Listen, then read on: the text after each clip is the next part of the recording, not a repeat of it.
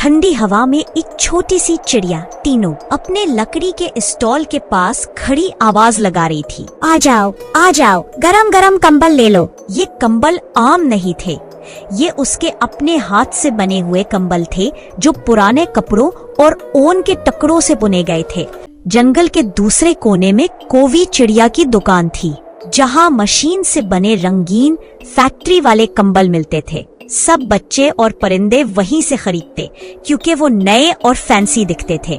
आ जाओ, फैंसी कंबल ले लो, आ जाओ, फैंसी कंबल ले लो। आओ मीनू, बताओ कौन सा कंबल दूं? मुझे तुम्हारे कंबल कुछ खास नहीं लग रही। मैं सोच रही हूँ कि कवि के पास से ले लूं। मीनू शर्मिंदा होकर वापस चली गई और टीनू के चेहरे पर मुस्कुराहट के पीछे छुपी एक हल्की सी उदासी रह गई। आओ मीनू, देखो नया इम्पोर्टेड कंबल आया है। तुम कंबल तो बहुत महंगे दे रही हो। हाँ, अब अच्छी चीजें महंगी ही होती हैं, वरना जाओ टीनो के सस्ते कंबल ले लो। कावी ठीक है, मुझे ये वाला कंबल दे दो। देखा, अब सब मेरे फैक्ट्री वाले कंबल लेते हैं। तीनों का तो काम ही खत्म हो गया। मैं मेहनत करती हूँ, मेरे हाथ की गर्माहट एक दिन सबको जरूर महसूस होगी। सपने देखना बंद करो टीनो, आजकल कोई हाथ का बना सामान नहीं खरीदता। ये तो वक्त ही बताएगा कि असल कंबल की पहचान किसको है। वक्त ही तो मुनसिफ है। देखना कौन सा कंबल दिलों को गर्मा देता है और कौन सिर्फ दिखावे का रह जाता है। बातें तो सब कर लेते हैं, पर कंबल कौन बेचता है ये वक्त दिखाएगा।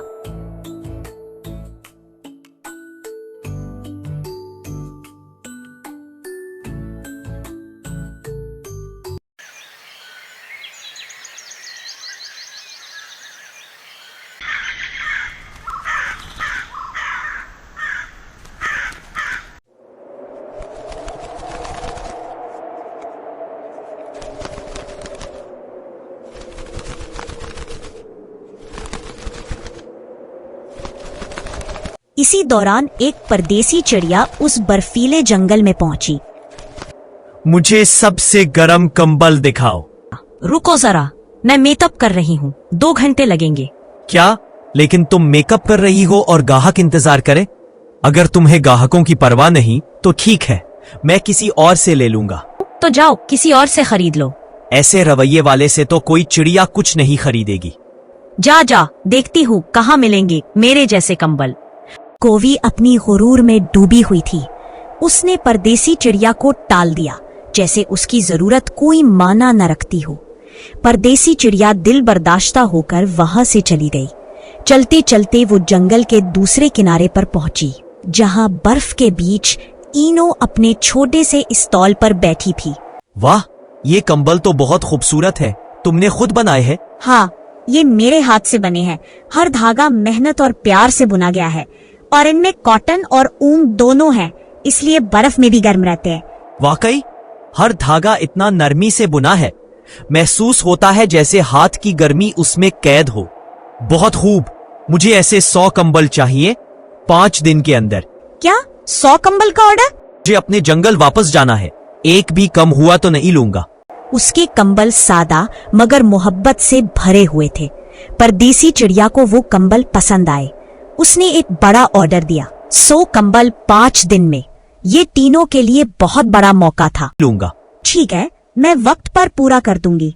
ठीक है, मैं 5 दिन बाद वापस आऊंगा, तुम तब तक तैयार रखना।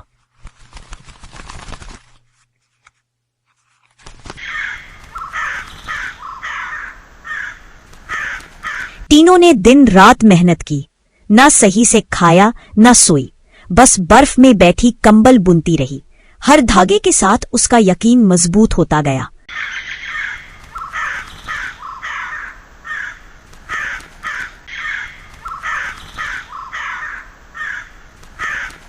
ये सुना तुमने? टीनो को 100 कंबल बनाने का ऑर्डर मिला है। क्या 100 कंबल? और वो भी तीनों को? सवाल ही पैदा नहीं होता। मैं सच कह रही हूँ कोवी, 5 दिन में 100 कंबल बनाए हैं उसने। 5 दिन में?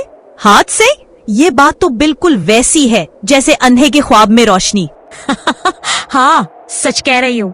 हुई तीनों का खूब मजाक उड़ाती है। उसे क्या खबर कि तीनों वाकई 2 ही दिन में 100 कंबल बना लेगी। कोई ये सब मंजर देखकर लाल पीली हो जाती है। जब टीनू कुछ देर के लिए वहां से जाती है तो कोई फौरन मौका देखकर उसके तमाम नए कंबल बर्बाद कर देती है। वो उन पर कूद कूद कर कीचड़ जैसा गंद लगा देती है और तीनों के आने से पहले ही वहां से भाग जाती है। कुछ देर बाद तीनों वापस आती है। अरे नहीं, ये क्या हो गया? मेरे सारे कंबल किसने खराब कर दिए?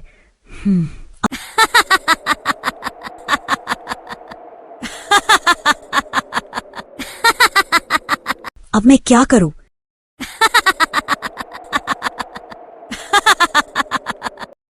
चंद लम्हों बाद उसकी आंखों में अज़म की चमक उभर आती है। नहीं टीनू, तुम हार नहीं मानोगी। मैं अब इससे भी ज्यादा मेहनत करूंगी और ये ऑर्डर पूरा करके रहूंगी। मेरे पास अभी वक्त है और हौसला भी। तीनों हार नहीं मानती।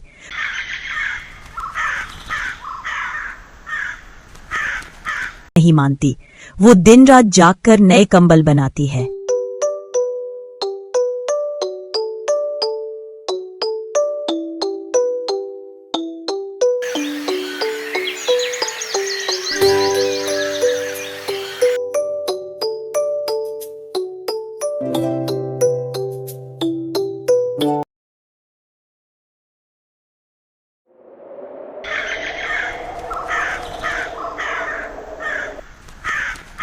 आखिर में वो सारे कंबल परदेसी चिड़िया को सौंपती है।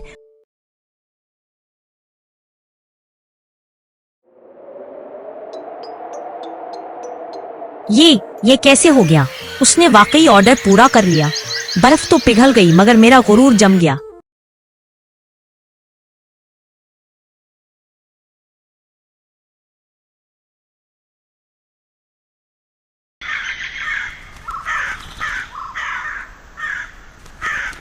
जंगल में ये बात फैल गई कि टीनू के कंबल परदेसी गांव में बहुत पसंद किए जा रहे हैं। देर ना लगी, जंगल के सब परिंदों ने कोवी के फैक्ट्री वाले कंबल छोड़ दिए और टीनू के हाथ से बने कंबल खरीदने लगे। कोवी बस दूर खड़ी ये मंजर देखती रह गई। ना कुछ कह सकी, ना कुछ कर सकी। उसकी आंखों में हसरत थी और सामने टीनू की मेहनत की जीत चमक रही थी। गुरूर जम गया। जो दिल से बुने ख्वाब वो बिगड़ते नहीं, मेहनत के रंग कभी उतरते नहीं। झूठ के साए कुछ देर रहते जरूर हैं, मगर सच के दिए कभी बुझते नहीं। यानी यहाँ तक देख ही ली ना, इसका मतलब है तुम्हें पसंद आई होगी। तो फिर एक अच्छा सा कमेंट जरूर करो और अगर अभी तक सब्सक्राइब नहीं किया तो फौरन कर लो ताकि अगली कहानी तुम तक सबसे पहले पहुंचे।